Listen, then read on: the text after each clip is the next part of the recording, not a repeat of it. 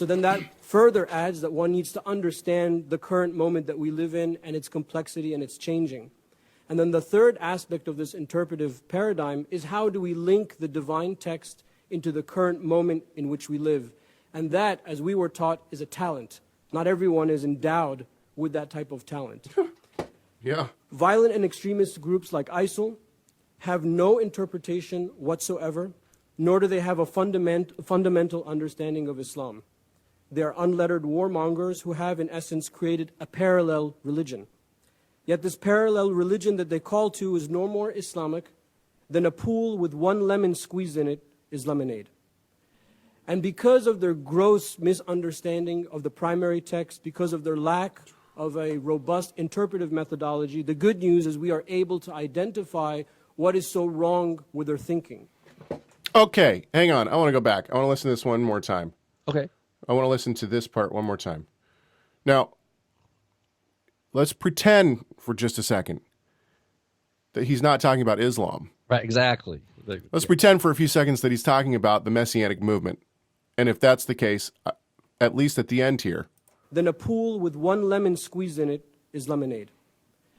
And because of their gross misunderstanding of the primary text, because of their lack of a robust interpretive methodology, the good news is we are able to identify what is so wrong with their thinking. Okay, so I think that he's hit the nail on the head, not for Islam. I think he's hit the nail on the head for Christianity. I think he's hit the nail on the head for Messianic faith, or whatever you want to call it, Hebrew roots movement. And particularly with the Messianic/Hebrew roots movement, what you have, in my opinion, is you have, and not across. I'm thinking of word pictures. Yeah, you can't see this across the board, of course. But I think this is something that this whole show has basically been trying to highlight. Is that, you have the sacred namers, you got the Hebrew word pictures, you got the Paleo-Hebrew. Lunar Sabbath. Yeah, Lunar Sabbath, flat Earth. You could put entire teachers into this. Itzhak Shapira, Rob Skiba, all these guys, it's like no education, no theological education. They haven't taken the time, unfortunately, to actually go to this interpretive methodology, which is needed to be able to exegete the scriptures. What you have is a lot of people within the Messianic/Hebrew roots movement that are frustrated, as we've said many times, with the quote-unquote Christian church because of the Torah issue.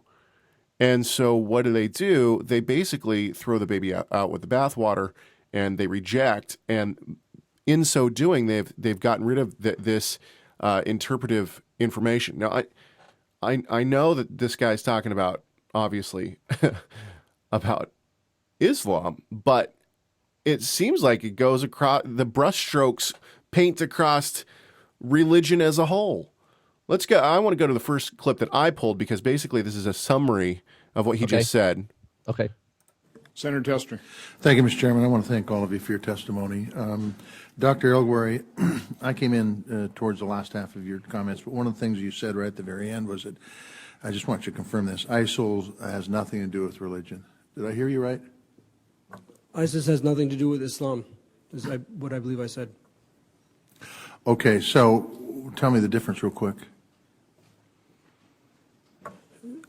I began by saying that normative Islam in its Sunni and Shia expressions is defined by an interpretive methodology. Okay. And I walked through a little bit about the high level of what that is. Right. And that the texts that we have, what we believe to be divine texts, live in time. And there's a discursive tradition in which how we interpret these verses and these injunctions for the moment that we live in. But ISIS, they're unlettered, they're completely unlettered in the religion and the fundamentals of the religion, nor do they have an interpretive methodology. So what they conclude is based on their own whims and desires from what they're reading prima facie without understanding the text.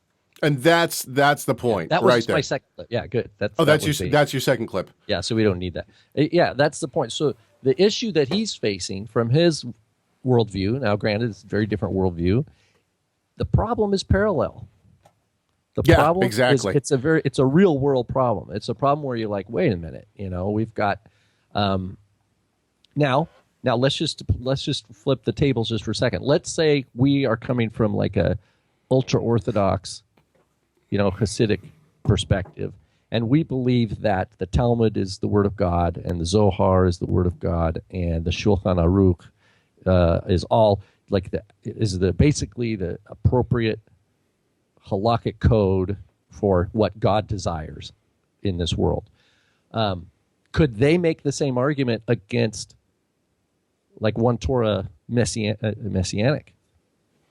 But that's just it. Is that I think that we've talked in previous shows about education, scholarship, how we've even looked at the history of how the Pentecostal movement, along with forms of Messianic Judaism or Messianic faith, have essentially. Sorry, I got distracted by Adam in the chat room. We've talked about how they have rejected education not across the board, and I know that we have people, even myself. For several years I went to Assemblies of God, so I'm not trying to down any one sect. All I'm saying is that a lot of the time, not all the time, but a lot of the time, and before I even say this, we do have good scholars. We do have some good scholars within the Pentecostal movement, so I'm not trying to downplay. But as a whole, the Pentecostal movement moved away from scholarship and an interpretive method, and instead went to feeling, right? The experience that we have.